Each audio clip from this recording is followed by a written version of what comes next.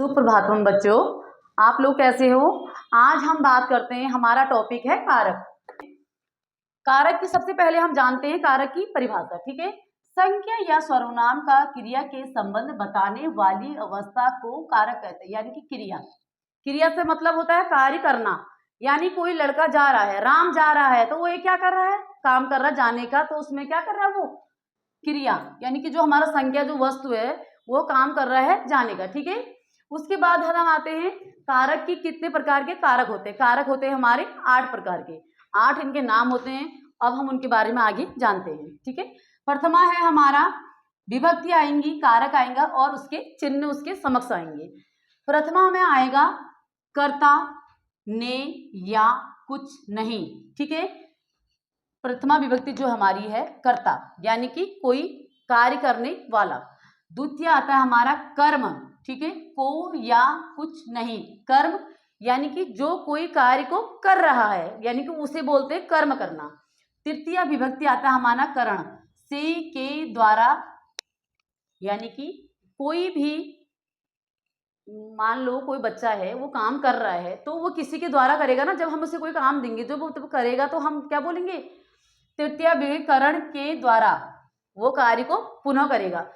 चतुर्थी विभक्ति आती है हमारी संपदान से, संपदान के लिए को, यानी कि मैंने ये काम करा, मैं लिख रही हूं तो मैंने कौन सा करा, संपदान के लिए को, यानी कि मैंने ये लिख दिया और आपको फिर उसके बाद बताया। ठीक है, पंचमी विभक्ति आती है हमारी अपादान से अलग होने में, यानी कि वाक्यों को अलग अलग करना, यानी बताना उनके बारे में। ठीक है, जैसे राम बगीचे से फूल तोड़ के ला रहा है, वो क्या कर रहा है, एक क्रिया कर रहा है। बगीचे में गया, पहले चला, उसके बाद वहां से उसने फूल तोड़े, फिर वो लेके आया, यानी कि उसने संख्या था हमारे पास और सर्वनाम भी था और उसने क्रिया करा, तब जाकर वो कार्य पूरा हुआ। उसके बाद आते हैं हम, षष्ठी विभक्ति आती है हमारी संबंध भाव, यानी कि कोई भी कार्य को करने के लिए जो भाव उत्पन्न होते हैं। इसमें आता है, इसके चिन्ह है का, की, के, रा, री, रे, ना, नी, ने, यानी कि इसमें संबंध, मैंने एक गिलास पानी मंगाया, उस पानी को किसी को दिया या मैंने खुद पिया, उसमें जो आपके भाव उत्पन्न हुए, यानी कि आप पानी लेके आए, आप पानी गुस्से में लेके आए तो उसमें भाव क्या हो जाएंगे, क्रोध के भाव उत्पन्न हो जाएंगे। यानी कि मैं प्यार से लेके आई आपसे, मैंने बोला लो पानी पी लो, तो उसमें भाव किस, मिठास का भाव उत्पन्न होगा।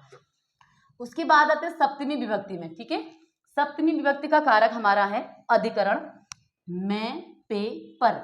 इसका सप्तमी विभक्ति का जो कारक आएगा, चिन्ह आएंगे मैं, पे, पर, यानी कि मैंने काम कर लिया या मैं उसको दूंगी काम करने के लिए। ठीक है, उसके बाद आता है संबोधन, संबोधन यानी हे राम, हे राम, हे राम में जब वाक्य कंप्लीट हो जाता है, पूरा हो जाता है, तो उसमें जो ये वाक्य लग जाता है एंड में, ये चिन्ह, उसको बोलते हैं संबोधन, यानी कि कोई भी कार्य को पूरा कर दिया, पूरा वाक्य इसी में है, हे राम, हे प्रभु, हे प्रभु। ठीक है, ये आएगा हमारा संबोधन में, यानी कि पूरे वाक्य का तोड़ जो है इसी वाक्य में होगा, संबोधन में।